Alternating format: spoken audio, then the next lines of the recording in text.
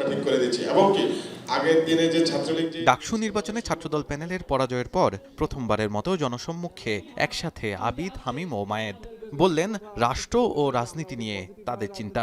আমরা আমাদের শিক্ষার্থী বান্ধব রাজনীতির মাধ্যমে এই জায়গাকে আরো উত্তরণ করব। শনিবার রাজধানীর ডিপ্লোমা ইঞ্জিনিয়ার্স ইনস্টিটিউটে তারুণ্যের চিন্তার তৃতীয় সংলাপ মানবিক মূল্যবোধ সম্পন্ন শিক্ষা ও শিক্ষাঙ্গন শীর্ষক আলোচনা সভা অনুষ্ঠিত হয়। এ সময় ডাকসু নিয়ে ছাত্রদলের আবিদুল ইসলাম খান বলেন, নির্বাচনে হারলেও শিক্ষার্থীদের জন্য কাজ চালিয়ে যাবেন। হাসিনার পতনের প্রয়োজন ছিল, সেখানে আমাদের প্রকাশ্য ভূমিকা ছিল দীর্ঘ সময় ধরে সামনে শিক্ষাঙ্গন, প্রপার শিক্ষাঙ্গন গড়ে তোলবার জন্য আমরা 10 দফা ইশতেহার দিয়েছি। জয় পরাজয় কোনো ফ্যাক্টর নয়, সেই 10 দফা বাস্তবায়ন করবার জন্য আমাদের কাজ চলমান থাকবে। একই অনুষ্ঠানে এনসিপির দক্ষিণ অঞ্চলের মুখ্য সংগঠক হাসনাত আবদুল্লাহ বলেন, সরকারে সব দলের সুপারিশ করা উপদেষ্টা থাকলেও সরকারের ব্যর্থতার দায় কেবল এনসিপিকেই দেওয়া হয়।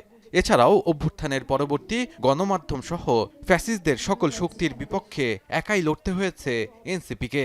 আমরা দেখেছি যেই মিডিয়া ফেসিবাদের প্রত্যেকটা কার্যক্রমকে বৈধতা দিয়েছে, আমরা দেখেছি যেই পত্রিকা বলেছে যে বিদেশে বসে তারেক জিয়া হচ্ছে বাংলাদেশের বিরুদ্ধে কার্যক্রম করছে, আজকে সেই পত্রিকার আমরা ফ্রন্ট পেজে দেখছি যে তারেক জিয়া হচ্ছে বাংলাদেশকে নিয়ে ভিশনারি চিন্তা করছেন।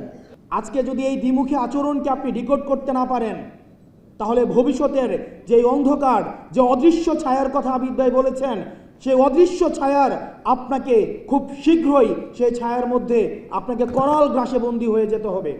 এ সময় বিএনপির স্থায়ী কমিটির সদস্য সালাউদ্দিন আহমেদ বলেন, ছাত্র প্রতিনিধিরা সরকারে যোগদানের পর রাষ্ট্র নির্মাণে তেমন ভূমিকা রাখতে পারেনি। বলেন, সরকার থেকে সরে আসার তাগিদ তাদের নিজেদের থাকতে হবে। এ সময় তিনি যেসব বিষয়ে আলোচনার টেবিলে নিষ্পত্তি করা সম্ভব তা নিয়ে রাস্তায় নামার সমালোচনা করেন। এই সরকারের দায়িত্বে আসাটা আমার মনে হয় সেটা তাদের সঠিক বিবেচনার সিদ্ধান্ত হয়নি। তাহলে আজকে প্রেসার গ্রুপ হিসাবে জাতিকে নির্দেশক হিসেবে একটা ভূমিকা তাদের থাকতে পারত, যেটা প্রশ্নবিদ্ধ হয়েছে। এখনো তারা ছাত্র প্রতিনিধি হিসেবে যারা সরকারে বসে আছে, প্রতিদিনই তাদেরকে লায়াবিলিটি কাঁধে নিতে হচ্ছে।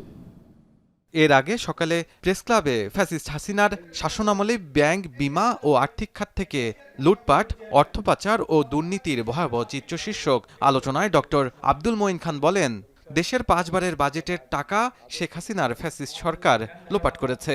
বলেন, শুধু একটি গোষ্ঠীর উন্নয়নে কাজ করলে দেশের 18 কোটি মানুষ পিছিয়ে পড়বে।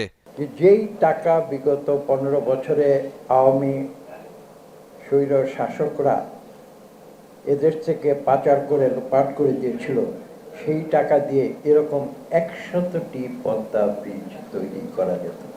সমাজ থেকে দুর্নীতি দূর করতে না পারলে দেশের কোনো সংস্কারই কাজে আসবে না বলেও অভিযোগ করেন বিএনপির এই নেতা। দরিদ্র মানুষকে বঞ্চিত করার এবং লুটপাট করার। শাহাদাত অফর, এখন ঢাকা।